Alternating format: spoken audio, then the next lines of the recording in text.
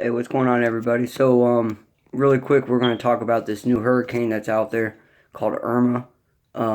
Most of you guys know, have been paying attention to it for the last couple of days, especially after everything that's happened with Harvey in Houston and the surrounding area inside of Texas. Devastation. And then this new storm out there gaining strength really quick, and it's now a hurricane, as most of us know. It's called Irma. Last night when I went to bed, it was a Category 4 with sustained winds at 140 miles per hour. I woke up this morning and it's now a Category 5 hurricane with 175 mile per hour wind. Um, and I said this on Facebook earlier that, we could very well see the very first ever Category 6 hurricane. Um, in recorded history. And the way that we get for the people that don't know how we get categories in these storms, it's by wind. All right, so 140 mile per hour was a Category 4. Every 20 to 25 to even maybe 30 miles per hour gap difference determines the category. All right, I think the Category 5 cap, I don't remember what the cap was, but we've never had anything hit that cap. So what's going to happen if this storm hits over 200 mile per hour winds? Would they still consider that a monstrous Cat 5, or would they actually cap it at that and create a whole new category? We don't know. No one's really seen a storm develop like this. It's gained so much strength in such a little time. It's meeting up with warmer waters and it's getting stronger. They're predicting it's going to be making its headway towards Florida, possibly hitting land by Friday. There's three different routes that it's going to take. Either it's going to go Cuba and then up the East Coast, which the whole East Coast would feel it. This is a monstrous storm. Or the second one would be it would go north of Cuba and then directly into Florida, which it would in fact devour the whole state of Florida. Or it would take the other route, which would bypass south of Florida and go up to the west of Florida into New Orleans, Louisiana, the Gulf Coast. All at the same time, while you guys have this one, you have another storm that's following in its path, in Irma's path, that's gaining strength, that's getting stronger. It's a tropical depression now, but if it turns into a hurricane, a category, it's going to be named Jose. So that's going to be another thing to keep an eye on. It's following the exact same path, same characteristics. And then also, there's a depression that's stalled out in the Gulf that is just sitting there building up, and it might become a tropical storm. Worst case scenario, it would turn into a Category 1 hurricane before making any kind of landfall. And as Irma's getting closer, this tropical depression, it's stalling out because the jet stream is causing so much pressure for the winds to keep it right there. But as Irma is getting closer, it's going to start shifting that jet stream, which would, in fact, pressure would start moving that storm up. And depending on where Irma goes, if this thing decided to go south of Florida up into the Gulf Coast, this tropical storm or possible Cat 1 could actually merge with Irma. And that would be devastating to anything. We already know with what's going on in Houston, all the relief efforts. FEMA is all involved. By another hurricane this big, this is going to be bigger than Harvey. This could very well be, in fact, up there with Katrina. If not, it could surpass Katrina. Got to remember, guys, that it's still a couple days out there. It's still building strength. Like I said, last night when I went to bed, roughly about 12:30, 1 o'clock Eastern time, it was a Category 4 at 140. I woke up this morning and seen an update at 5 o'clock this morning that it was upgraded to a Category 5 with 175 mile per hour winds. So that's a 35 mile per hour wind difference just overnight. 140 to 175. That's a lot of wind. Florida. If you guys, anyone that's in Florida, they're saying that if you decide to wait until Thursday to leave, you might not make it because this storm is so big. Even though it's not really going to be making landfall until Friday, it's so big that Thursday the weather is going to start being affected by it. And it's, again, like I said, it's a monstrous storm. Who knows what's going to happen?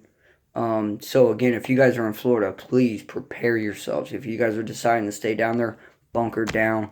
Again, wind speeds at 175 miles per hour, and we still have the rest of the week to go. They're saying it might weaken once it hits. Cuba might go back down to like a category 4 or 5 or 3. But even at that, at the rate that it's growing, by the time it reaches Cuba and starts to break down, it's still going to be a very, very strong storm. So again, please guys, pay attention to the hurricane that's coming, named Irma. Pay attention to what's coming behind that. And if it does become a hurricane, that's going to be called Jose. And then we got that tropical depression down there in the Gulf Coast. A lot of factors going on to think about. There's a lot of planning. Florida already, from what I understand, what I read, that Florida went ahead and declared a state of emergency ahead so that they can start planning and prepping for this, because they are expecting, if it's not a direct landfall, Florida's still going to get affected by this, and it's going to be devastating. So if you guys are deciding to stay in Florida, get your supplies, hunker down, find a sturdy building to sit in. If this thing happens to get over 180, 190 mile per hour winds, it could rip. We've seen it, rip roofs right off the buildings. So if you guys are staying in Florida, please, again, like I said, hunker down, get supplies, and and stay safe. If you guys are planning on leaving, do not procrastinate. Get your shit and get the hell out. It's not gonna be prettier the longer that you wait. If you're gonna be waiting the last minute, don't think that you're the only person that's gonna wait the last minute. Alright, there's millions of people that's probably just like you that's gonna procrastinate and wait the last minute, and next you know they're stranded. Alright, we've seen this in history, we've seen this in the past. We need to learn from our past, guys. If we want to wait the longest, don't expect to be, get in your car and just drive with no traffic. Bumper to bumper traffic. Highways are going to be jammed. Back roads are going to be jammed. You might even get stuck in your car on the highway in a traffic jam when this thing hits. So again, if you guys are leaving or planning on leaving, please do so and do it quickly. And everyone stay safe. Alright, so my next thing that we're going to talk about, and forgive me, it's been a while since I've been here. I've been paying a lot of attention towards North Korea, as most of you guys know, with all the threats that's been going on and the testing and all this. He is now, in fact, testing hydrogen bombs. He did his 3rd test already, and it caused 2 earthquakes. He's been testing the hydrogen bombs underground, and the last hydrogen bomb that he tested was equivalent to what we dropped on Hiroshima back in World War II. So that's getting a bad situation. A lot of people saying, we're at that point where it's just a bunch of this and a bunch of that. And I get it, because, he's been doing this for a while. President Trump's been saying stuff. President Trump's been even trying to give, South Korea a chance to de-escalate the situation, and China to de-escalate the situation. No matter what China does, no matter what South Korea does, it's not helping. It's not stopping. So in fact, with all these threats that Kim Jong-un has been making towards the United States, with its provocations, with its ICBM testings, and now he's doing the hydrogen bomb testings, and he's threatening to put them on his ballistic missiles. Well, actually, no, he's not threatening. I'm sorry, he's doing it. Enough with the talk. There was an emergency UN meeting with Nikki Haley saying that the United States' patience it's ran out. Time is up. There's been a lot of stuff going on between the generals in the White House with President Trump.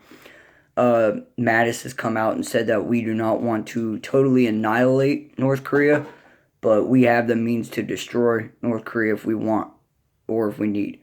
And it's getting to that point to where we don't want to, but it's, if you have a leader that's not listening to the world stage. He's, violating laws. He's basically going against the grain here. You have a loose cannon, so it's time to buckle down. I won't be surprised, honestly, guys, if something starts really popping off within the next couple of days. There's been talks, President Trump's been talking about a little bit here and there. There was leaked audio, and I can't find it no more. I wish I could because I bring it to you guys. But Sunday, when President Trump came out of church and a reporter asked him about North Korea, President Trump flat out told him, he's like, oh, I'm going to bomb the shit out of them. You better believe that. But then again, we also know that Donald Trump doesn't tell the press or people what he's planning on doing because he likes the element of surprise. So I can't sit there and say that it was 100% true or if it was just doctrine, if it was, edited and made up for the dialogue. But like I said, I can't find the video. I can't post it to show you guys what I heard. But that's just something to keep an eye out for, guys. Hurricane, North Korea, and then all the other shit that's going on here in the United States with the protesting and Antifa, Black Lives Matter, white supremacist groups. I condone all. I'm not down for all that. All right, guys. Much love, peace, and respect to everybody.